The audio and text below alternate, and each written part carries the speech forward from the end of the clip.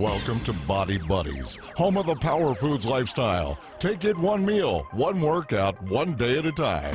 And now, here's the founder of Body Buddies, Kristy Jo.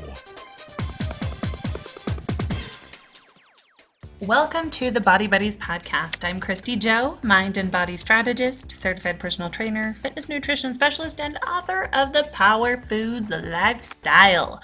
Go grab yourself a copy of the book and get all the freebies, the audiobook, the discounted recipe books, macro sheets, workbook, everything you need at a killer deal. Literally, 51% discount? Go over to powerfoodslifestyle.com.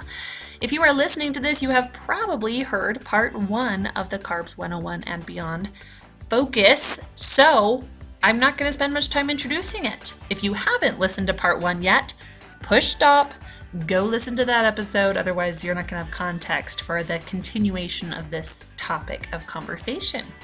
Buckle up, you're going to learn a lot. I hope the result is not overwhelm or feeling frustrated. I hope it's clarity and a roadmap to starting to ask some deeper questions and begin doing some work and research on your own. And more importantly, just starting to power your own body. And everyone's going to have different answers, different solutions, but take it one meal, one workout, one day at a time, and you will be on the path to feeling better. So without further ado, here's part 2. So let's talk about whole grains. A whole grain is the entire edible part of any grain such as wheat, rice, corn, or oats. The FDA defines whole grain foods as foods that contain 51% or more whole grain ingredients by weight. Whole grains can be foods such as popcorn or brown rice. Whole grains can also be ingredients such as whole wheat, flour, and oats. Whole grain products can be identified by examining the ingredient list printed on the label. Now here's where I run into people with some difficulties. Okay, now many of you listening to the podcast, watching this live, are LDS. You know I'm LDS. If you don't know what that is, I invite you to learn more at lds.org. But for those of you who know what I'm talking about, and the Word of Wisdom, which is a health code that this religion I belong to really believes in and puts stock in. Many people interpret the necessity, if you will, of eating grains as kind of a biblical end-all rule. Kind of like Law of Moses. And I am here as a nutritionist who has seen how this works in people's bodies and is also, I think I'm pretty spiritual. I mean, I'm always improving. We're all improving. But I am not the type of person who's looking for excuses or ways around particular commandments or things like that, particularly in a religious aspect. But I will tell those of you who are LDS listening to this or watching to this, I still believe that reducing the amount of carbohydrates we eat and replacing them with fats is still in line with the Word of Wisdom. That's not to say we should be cutting out all carbohydrates unless you are somebody who is dealing with one of those conditions that I talked about at the very beginning of the episode. If you are dealing with an autoimmune condition, if you are dealing with any form of your metabolism, your hormones have been sacrificed most of the time, the answer is the reduction of carbohydrates. And I invite you to study it out for yourself, but I don't believe we are doing something in error when we limit that. In an ideal world, I would love to see people eat according to this principle. Proteins at every meal, veggies at every meal, because we know that proteins break down to amino acids, vegetables break down to vitamins and minerals, which are called cofactors. Well, guess what? Amino acids bind to cofactors. You have a lovely fusion that makes a very healthy neurotransmitter. What's a neurotransmitter? That is your serotonin, your acetylcholine, your dopamine, your norepinephrine, all of these chemicals in your brain that lead to feelings of feeling good, feeling happy, feeling content, diminishing anxiety. When we don't have proper neurotransmitter function, we can easily go down the road of thinking we have mental illness. And I know this is a very, very sensitive topic, and I do mean to tread lightly. With that said, I need everybody listening to this to truly give it a try for 2 to 4 weeks. get protein. I need 2 to 3 servings of animal protein. I'm talking lean chicken, beef, lamb, red meat 2 to 3 times a week, turkey, eggs. These are beautiful sources of protein, and pair those with your vegetables at every meal, every 2.5 to 3 hours. I promise you, there's not a single person I've ever worked with that didn't tell me they felt amazing. There's not a single person I've worked with who's like, you know what, Kristy, that made me feel like crap. I wish you wouldn't have told me to do that. Not one. In over 1,800 people. How can we refute that? But by the same token, unless you've given it a try yet, it's just theory, and you have to take that step. You have to be bold enough and brave enough to say, I'm gonna give this a try. That's all we do in our eating and our fitness is I teach you principles that I have learned in being in the trenches. And you have to then take that hypothesis, because it's not yet fact for you. You haven't vetted it on your own body. You take the hypothesis, you take it into the quote unquote lab, meaning life. You go test it. You go do everything you can to be consistent with it, to follow it correctly. And you give it enough time. You don't sabotage the process. You are extracting data to then take that data and analyze it and say, wow, did this work for me? What was the result? How did I feel? How did my body feel? What happened here? That is still data. It's not that it failed or it didn't work or anything like that. What the phrases I typically hear people talk about with food and nutrition and diet and everything. And instead we say, wow, what did I learn and how can I re-hypothesize and then come back wiser, make a new hypothesis, and then go test. And that is how we find strategies that people feel amazing. Because there is no end-all biblical standard that I'm just like, boom, you have to do this. And if you don't like it, suck it up. I mean, I'm at the point, I kind of don't need a ton of information from you. If I know the condition and I know your height and your weight and I know how you're feeling and I know what foods you like and don't like, I can pretty much write a plan. Like, I feel pretty confident in my abilities to do that at this point. I've worked with plenty of people. So what I mean to say is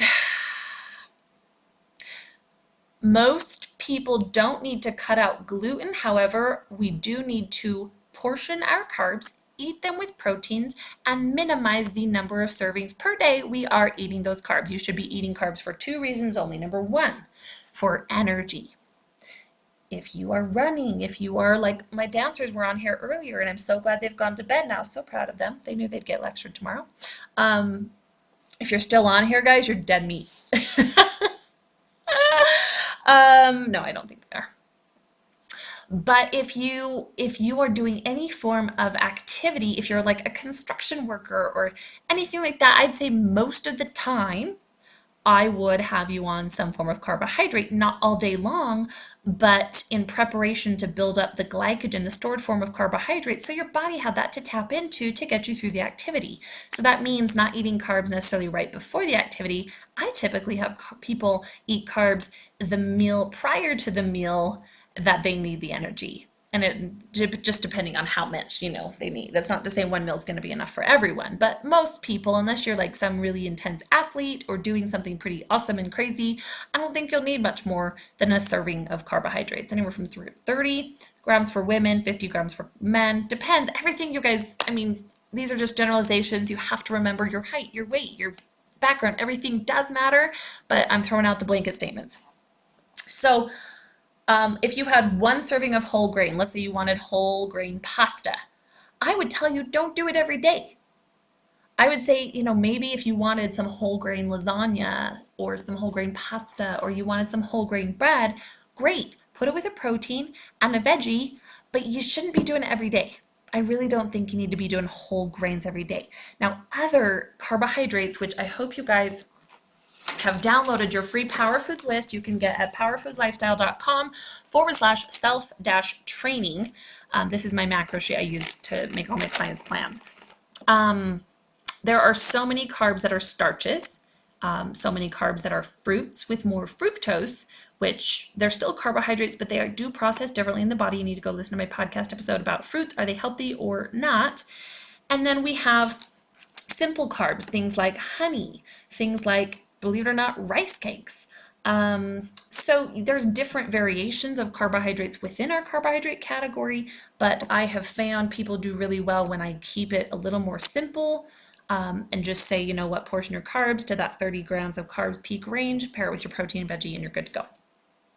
Refined carbs and sugars. Refined grains are the product of grain processing where the bran and the germ are removed. This is done to produce foods with a certain desired texture or to extend freshness. Grain products with the bran and germ removed can be made into other foods, like bread, macaroni, or breakfast cereal, or they can be enjoyed themselves, like white rice. Most refined grains, such as flour, are enriched before being added to foods. In the case of sugar, the refining process refers to filtering sugar cane or beets until the desired material, the sugar crystal, is obtained. So refined carbs and sugars, the germ of any whole grain is the nutrition. So if it's been refined, like all your bleached, like refined white flours, guys, it's garbage. I would just so much rather you never look at that again. You should never bake with that. You need to get it out of your home. If you do have white sugar foods, it should be because somebody else made it and you are properly strategizing for the eating of that food, if not avoiding it altogether. It will do more for your body than anything else to get rid of white sugar and white flour.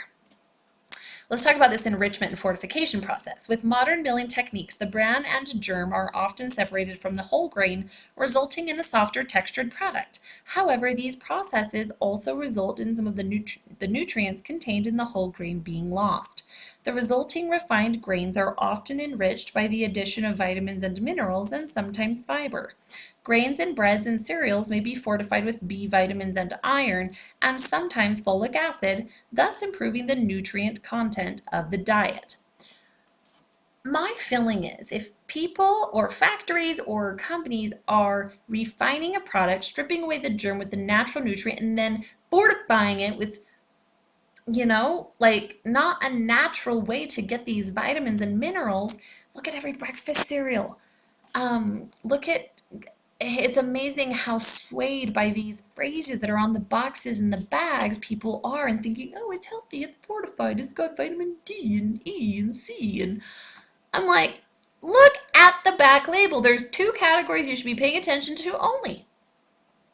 I mean, yes, I like you to understand the ingredients. I have a great podcast episode on how to read a nutrition label, but for the sake of this podcast episode, be looking at total carbohydrates. Don't look at net carbs. Don't believe in them. I'm like one of the only person I've heard in America say that, but I just recently heard Germany doesn't count net carbs either. It's total carbs or bust. We don't subtract the amount of fiber in it. So I highly recommend you really think about that because it's a justification method. That's it. Oh, look at all this fiber. People like freaking they push the system. I have heard so many bodybuilding podcasts where they're like, oh yeah, I could eat this Pop-Tart, but then I downed 40 grams of fiber with it, so it was like a zero carb thing. I'm like, are we missing the point here? I don't know. I just look at the mastery and the discipline aspect of our eating and fitness to be deeper and more spiritual, more holistic, not just a means to an end of a very narcissistic and vain outcome of the way you look. It has to be deeper and more than that. It has to. Otherwise, it's a very shallow pool you swim in. How are carbohydrates and sugars used by the body? Once ingested, most carbohydrates and complex sugars are broken down into the simple sugar glucose.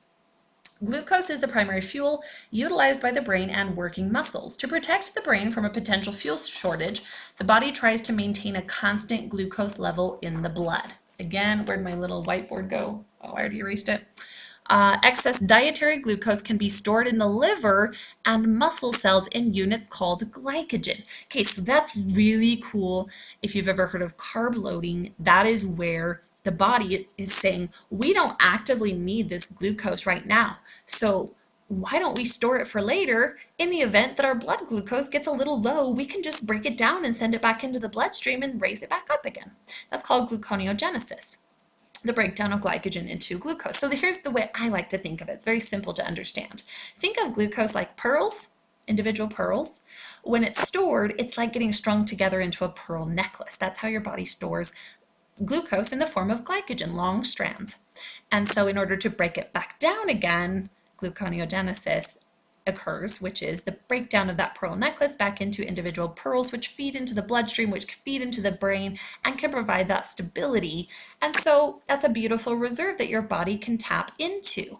Totally interesting note that I talk about a lot, and it always blows people's minds. It never fails to do that. Your glycogen supply can only take place with water. So if your body is taking those individual pearls, stringing them together, your body needs 4 molecules per gram of glycogen. So if you have an excessive carbohydrate meal, and maybe it's not even excessive, maybe it's just like you had 2 cookies, or it just depends on compared to norm, and then you eat some extra carbs or sugars, and you go to weigh yourself within 24 to 48 hours, and you allow yourself to be upset because the scale weighs more, and you use that as emotional sabotage and punishment because you gained weight, how dare you? I'm going to venture to say that's a really stupid way to live. And I'm going to be really honest with that because I lived that way for over 15 years, and it was horrific what I would do because of those voices, that internal dialogue I allowed in my brain, which I just didn't know better. I just didn't know better. And so science, guys, science is the answer, is the education process, which I'm really glad you're here. You're seeking to understand. Now, here's the difficult thing. I'm not here to say it's easy. Yeah, if you just want to be a healthy eater and you don't have a big condition to manage, or perhaps some emotional work to do on your internal dialogue and your relationship with food, then perhaps it can be simple. But for the sake of those who perhaps have a story like mine, where this is a very important part of your life, if not the most important part of your life, and you are in pain emotionally, psychologically, and physically because you don't understand yet how it all works together, I like the word implore. I think it's a pretty strong word. I implore you to get in my client list. I'm booked until June. I'm recording this May, what date is it? May 1st, 2017. I'm booked out for 2 months. You do need to get an application in, and if you don't do it ahead of time, you'll probably never get into the queue of working with me one-on-one. It is worth the investment to hire somebody who actually knows how to figure your body out, how to help you change your internal dialogue, and how to navigate through this. It's the fastest you will find results. I promise you, it's the fastest you will. You will spend thousands of dollars going to specialists and doctors trying to figure out why this is wrong with you, when I can help you accelerate to that in 12 weeks. So get in my application for coaching. It's on body-buddies.com/coaching. Do carbohydrates and sugars cause weight gain? Possibly. I'm smiling at my live viewers, for all you listening to the podcast, because again, there's so many variables here. If your glycogen supply is full, glycogen is the storage tank in your liver and all your muscle units. So now muscle units aren't going to be as high of a capacity as the liver, but once those are full, guess what? You're tapped out. There's gonna be spillover. Spillover is when we store body fat. Now, a lot of people, when they hear me talk about this, they say, Kristy, you need to tell me how many grams of glycogen, how many grams of carbs can I eat without getting spillover? And I'm like, I don't know. Until I know exactly what you're eating every single week for 4 to 6 weeks, and I don't see the patterns in your body, I can't tell you that. I can tell you basics, but it all depends on your former way of eating too. So I'm not even going to go into that. If that is of interest to you, get in the coaching queue.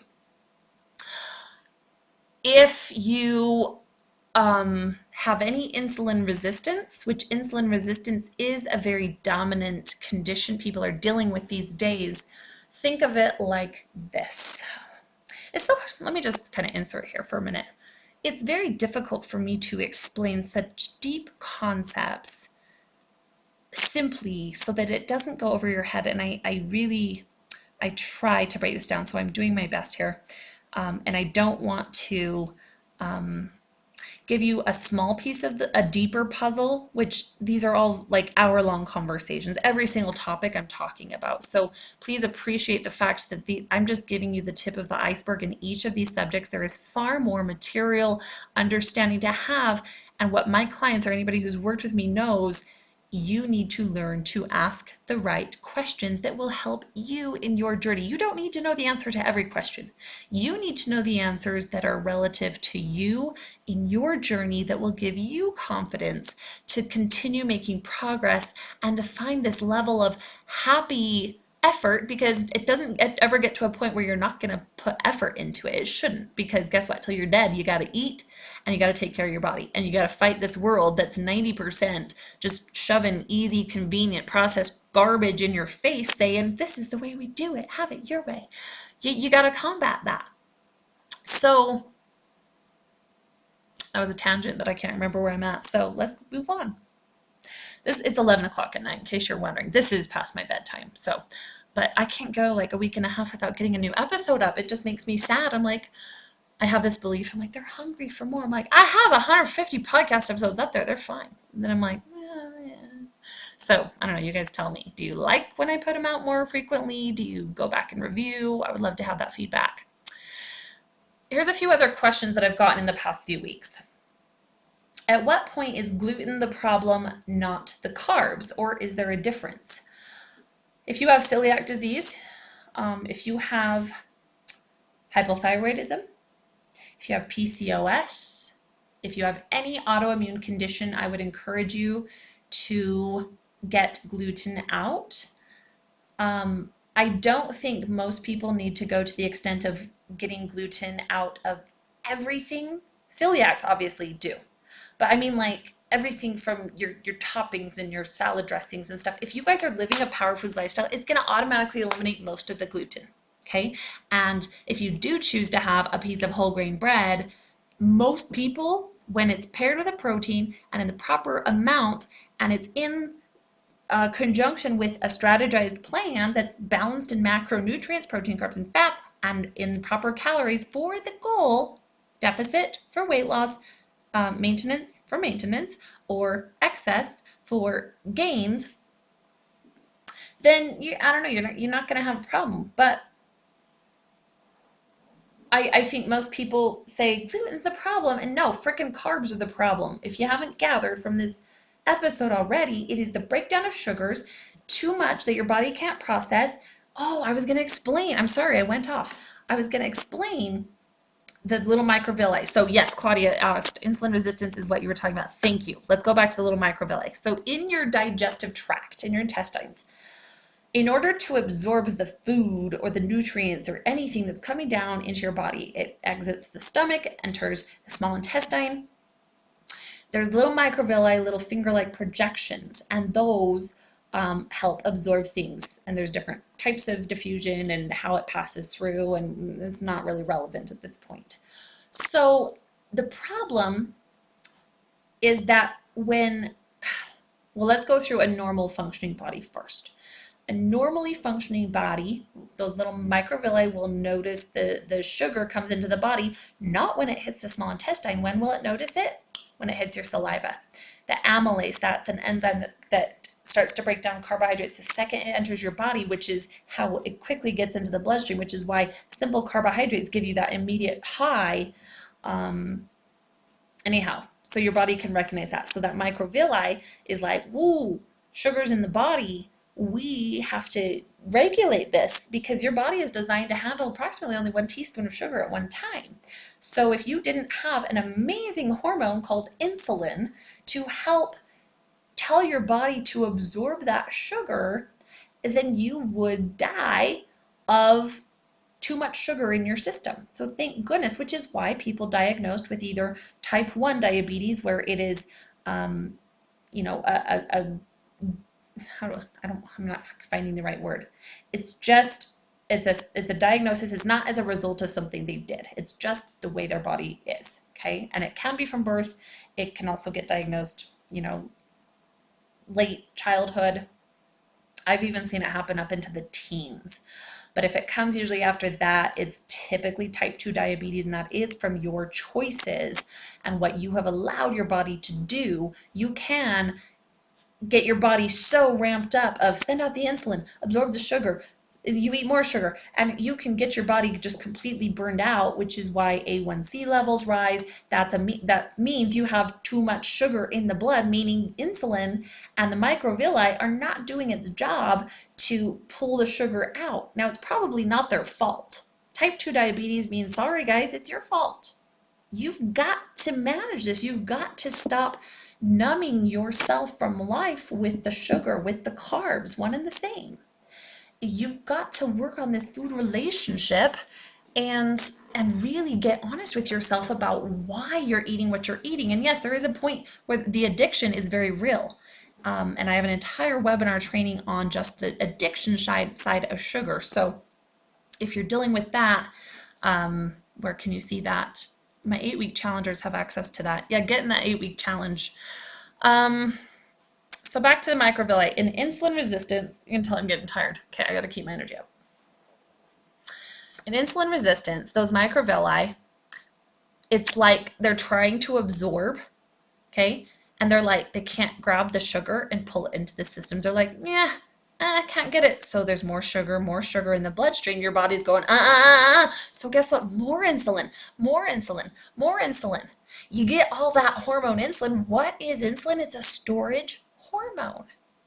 And your body can't grab the sugar to absorb it and send it to the brain and to store as glycogen or to use it actively. So where else does it have to send that sugar and get it out of the bloodstream? Store as body fat.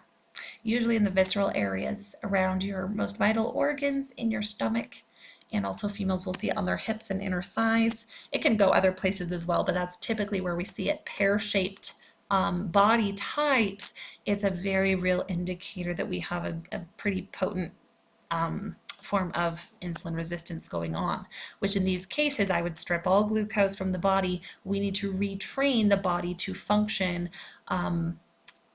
and get rid of this problem of just shuttling all of the glucose over into body fat. We can retrain the body and reintroduce carbohydrates, but not until we stop the shock that's going on. I get people on PVF for anywhere from 3 to 6 months, and then we slowly reverse diet them. That means a gradual addition of carbohydrates. I'm talking anywhere from 10 to 15 grams of carbs per 1 to 2, maybe even 3 weeks.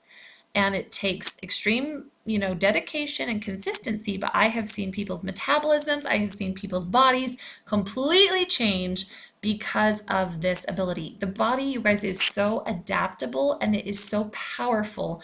And I hope each of you open your minds to the fact that you can train it, but you must be consistent. You have to prove your mastery.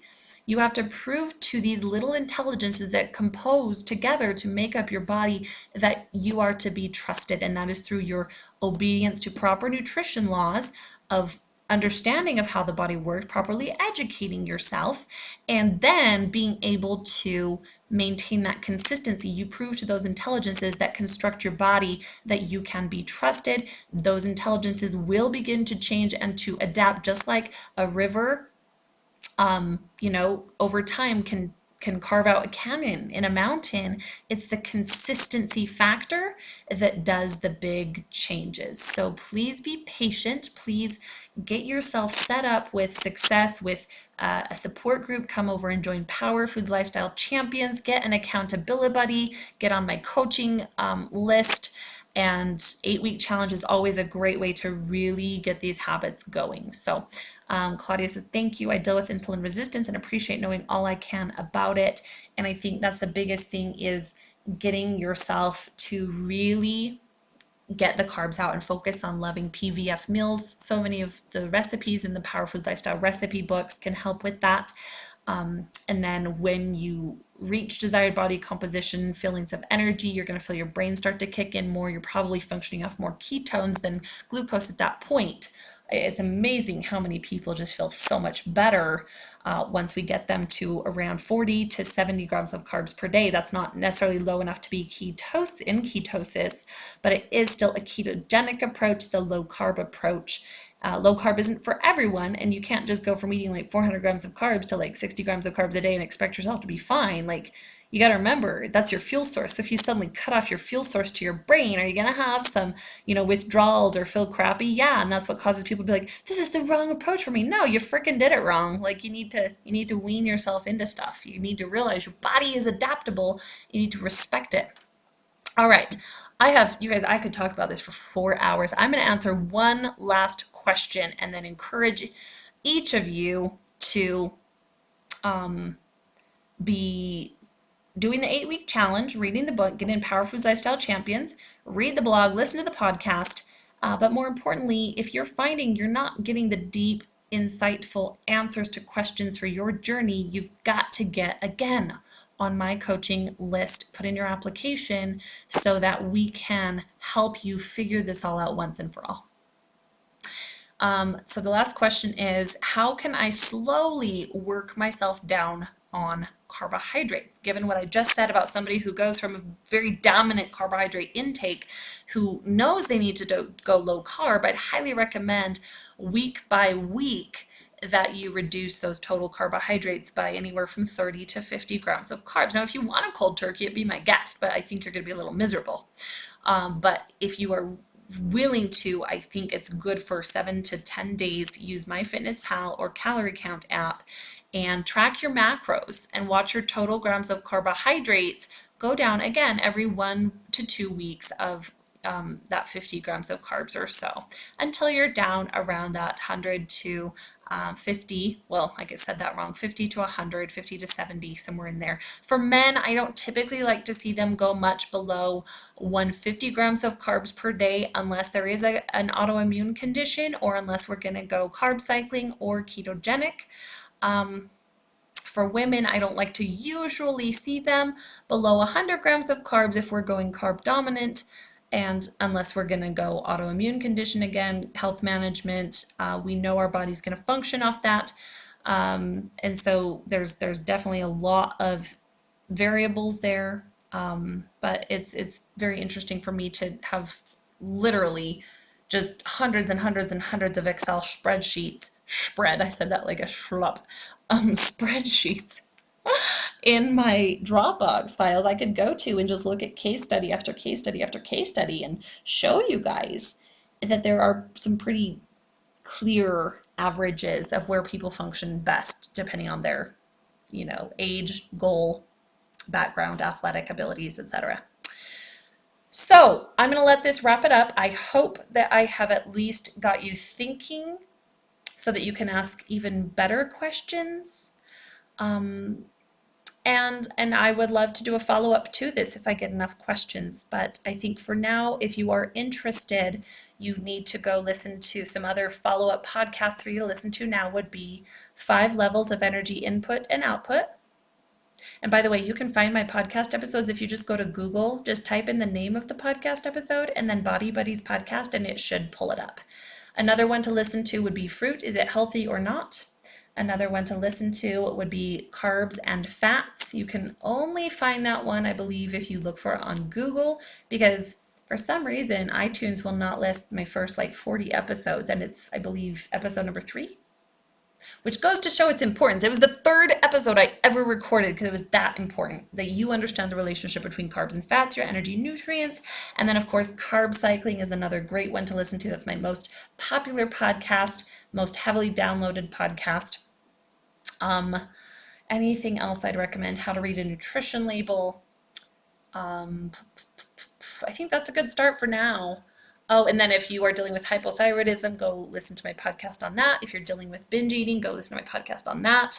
I have an entire course, bingebyeBye.com. Go look at that. It's a fantastic resource if you are dealing with these emotional triggers, overeating, self-sabotage. Perhaps you need to work through that before we come back to the optimality. A lot of resources for you guys. I've worked my butt off to provide these to you. I hope they are of benefit. Remember, you don't need to do everything from Body Buddies. I have built certain things for certain populations, and the best thing you can do if you are confused on what really you need to do for yourself, go to my website, body-buddies.com, and complete the Where Do I Start form. You'll get an email back from me anywhere from 24 to 72 hours, and I will give you the resources that I feel are the best for what you point out are the biggest things you're dealing with. Thank you for being here. Thank you for believing in yourself, for wanting to educate yourself. Thank you for asking questions, for reading the book, for also helping support Body Buddies. When you purchase products, when you purchase apparel on the store, when you purchase any challenge or product at all, that supports this passion project of mine, which allows me to continue reaching more people with this powerful information. So I do appreciate that. Thank you for being here. I hope it's helpful. Most of all, I want you to believe in yourself. Education should be empowering, not debilitating. So please use this, leverage it mentally, and set yourself up for success and say, what strategy do I need to start employing? Don't look at it as an all or nothing thing. Don't look at it as black or white. Look at it as, where can I start? Where can I start to make some baby steps? And let's move from there. You can do it. I believe in you. I'm cheering you on. Power your body. One meal, one workout, one day at a time. Thanks for listening. If you enjoyed this episode, please leave us a review on iTunes. You can learn more about Body Buddies and Power Foods Lifestyle by going to www.body-buddies.com, BODY-BUDDIES.com, and powerfoodslifestyle.com. That's www.powerfoodslifestyle.com.